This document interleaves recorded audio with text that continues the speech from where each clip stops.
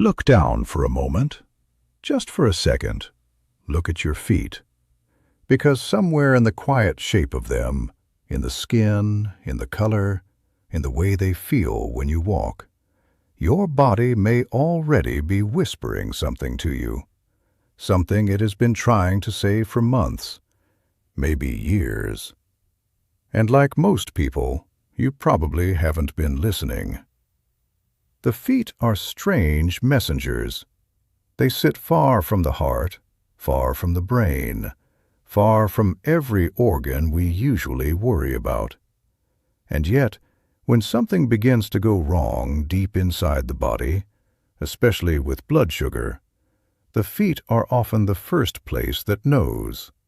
Long before a blood test, long before a diagnosis, long before the word diabetes is ever spoken in a doctor's office. That is why doctors who specialize in this disease often say the same thing. If you want to know what is happening inside the body, do not start with the eyes. Do not start with the chest. Start with the feet. Tonight, I want to walk you through 9 signs that your feet may be trying to send you. 9 whispers from a silent witness that has watched the inside of your body change without permission. Some of these signs are easy to miss. Some of them you may have already noticed and shrugged off. And one of them, near the end, is something almost everyone ignores until the damage is already deep. So stay with me, because by the time we reach the final sign, you may never look at your own feet the same way again. It often begins so softly that you barely notice. A patch of skin on the heel that feels a little drier than usual. A roughness that wasn't there last year. You reach for lotion, you rub it in, and you move on with your day. But here is what most people do not realize. When the skin on the feet begins to dry out in a way that no cream seems to fix, it can be one of the earliest signals that the small nerves in the feet are losing their ability to control sweat and moisture. These tiny nerves are some of the first to be damaged by rising blood sugar. And when they begin to fail, the skin on the soles, the heels, and the sides of the feet becomes dry, cracked, and stubborn. It is the body's first quiet whisper, and it is almost always mistaken for something else. Then comes the second whisper, and this one is even easier to ignore. You take off your socks at the end of the day, and you notice the skin looks a little different. Maybe slightly darker around the ankles. Maybe a faint shadow across the top of the foot. Maybe a patch on the shin that almost looks bronze or brownish or strangely shiny. Most people assume it is from the sun, from their shoes, from rubbing, from age. But in many cases, that subtle change in color is the skin reacting to changes in circulation and insulin beneath the surface. There is even a specific skin condition closely linked to diabetes that appears as smooth, darkened patches, often around the neck, the armpits, and yes, the feet and ankles. The body is showing you on the outside what is shifting on the inside, and it is doing it so gently that almost no one catches it in time. Now the witness grows a little louder, because the third sign is one that often wakes people up at night. A strange tingling, a pins and needles feeling, a buzzing sensation in the toes or the soles that comes and goes without warning. At first, you blame your shoes. You blame the way you were sitting. You blame a long day on your feet. But when that tingling starts to show up regularly, especially at night, especially when you are still, especially when there is no clear reason, your body may be telling you that the nerves in your feet are under stress. High blood sugar is toxic to nerves. It damages the protective coating around them, the way moisture damages the insulation around an electrical wire. And once that coating starts to fray, the signals going up and down your legs begin to misfire. Tingling, buzzing, crawling sensations, tiny electric shocks. These are not random. They are messages. And once the nerves begin to misfire, the fourth sign often follows close behind. A burning feeling in the feet. Sometimes mild, sometimes intense.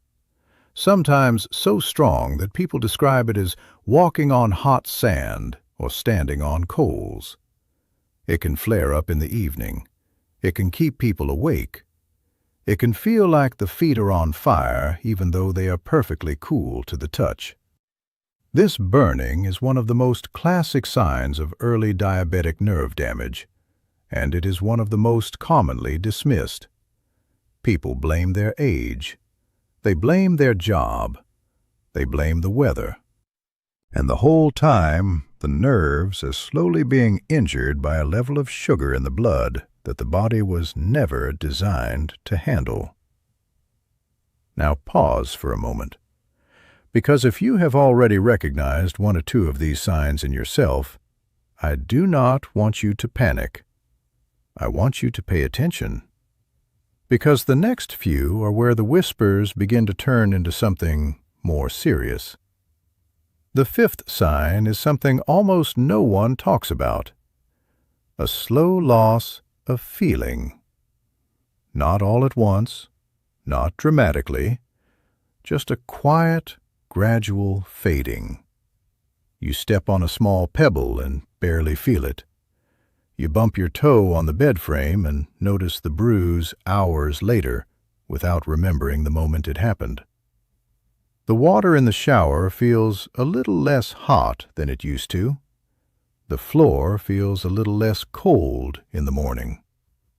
This is the part of nerve damage that is the most dangerous of all, because you cannot feel what you cannot feel. The body's alarm system, the one that tells you when something is sharp, hot, cold, or wrong, begins to switch off. And when that alarm goes silent, small injuries become big ones. Tiny cuts go unnoticed. Blisters form without warning. The feet become vulnerable in a way the rest of the body is not. And the person walking on them often has no idea.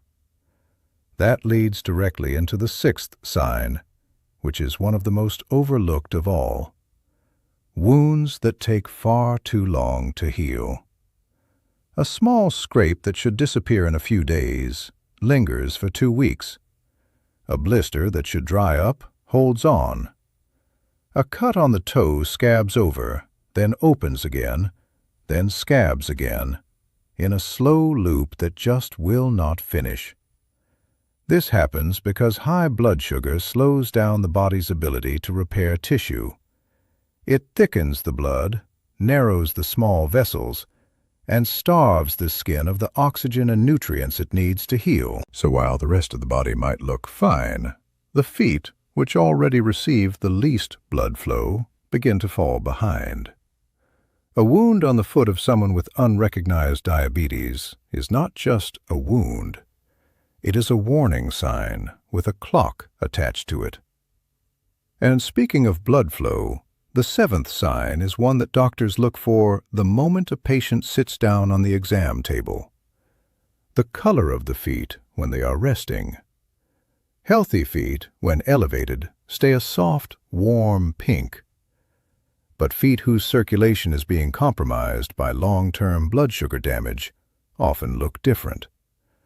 They may appear pale when lifted. They may turn a deep red or purple when lowered. They may feel cool to the touch, even in a warm room. The skin may look thin, almost shiny, as if it has been polished. Hair on the tops of the toes may begin to thin out or disappear entirely. These are signs that the small arteries feeding the feet are narrowing, and once that narrowing begins, every other problem on this list becomes harder to recover from. Now we are reaching the part where the witness stops whispering and starts speaking clearly. Because the eighth sign is something that takes most people completely by surprise. The shape of the foot itself begins to change. Not overnight, not dramatically, but slowly, in ways that are easy to miss until you look at an old photo. The arch may begin to flatten. A toe may start to bend in a way it never did before. A bony bump may appear where the foot meets the ankle. In more advanced cases, the bones of the foot can actually weaken and shift because the nerves that protect them from repeated stress have stopped sending signals. People keep walking on a foot that is quietly breaking down beneath them because they cannot feel what is happening.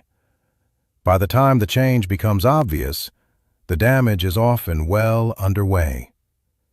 And here is the part that is hard to hear. Some of these structural changes can begin years before a person is ever diagnosed with diabetes. The feet are not just reacting to the disease, they are predicting it. Take a breath, because the ninth sign is the one I want you to remember the most. The feet begin to feel different from the rest of the body. Not in pain, not in numbness, just different. Heavier in the morning, colder at night, strangely tired after short walks, vaguely uncomfortable in shoes that used to fit perfectly. A swelling that comes and goes, a heat that has no clear source, a sense that something is just slightly off in a way you cannot quite put into words.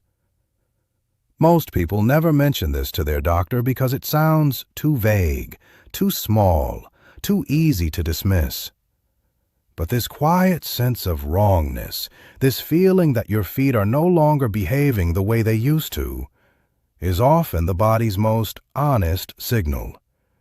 It is the witness saying, in the only language it has, "Please listen.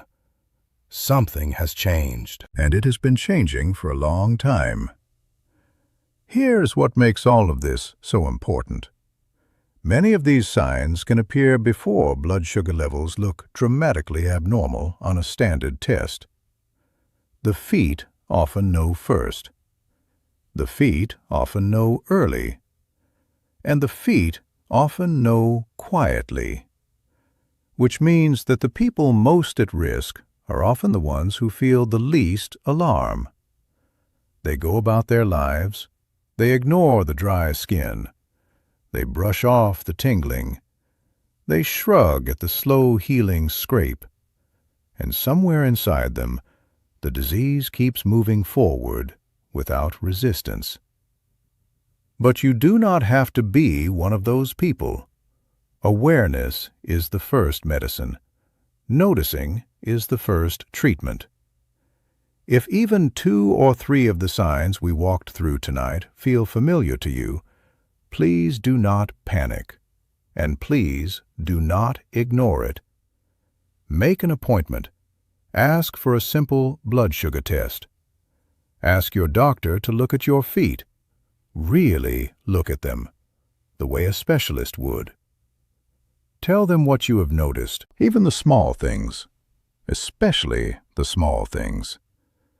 Because the small things are where this story almost always begins. And in the meantime, take care of your feet the way you would take care of a messenger who has been loyal to you for a lifetime. Wash them gently. Dry them carefully, especially between the toes. Check them every night, the tops, the soles, the heels, the spaces in between. Look for cuts you do not remember getting. Look for color changes. Look for swelling. Wear shoes that fit. Keep your blood sugar in a healthy range through what you eat, how you move, and how you sleep. These are not dramatic actions. They are quiet ones. but they match the quiet language your feet have been speaking all along. Tonight, before you go to bed, do one small thing for me. Sit down on the edge of your bed, take off your socks, and look at your feet the way you would look at someone you love who has been trying to tell you something important. Notice the color. Notice the skin. Notice the temperature. Notice the way they feel under your fingers. Listen to what they have been trying to say, because the body does not lie. It only waits to be heard. If this message reached you in time, share it with someone whose feet have been trying to tell them something too. A parent, a partner, a friend who keeps brushing off the small signs. A simple share, a like, a comment, even a moment of your time spent passing this along, could be the reason someone catches this early instead of late. And if you want more honest, careful, human conversations about the signals your body sends long before a diagnosis, consider subscribing so the next whisper does not have to be one you face alone. Take care of your feet. Take care of your body. And from tonight onward, do not ignore the silent witness that has been with you every step of your life.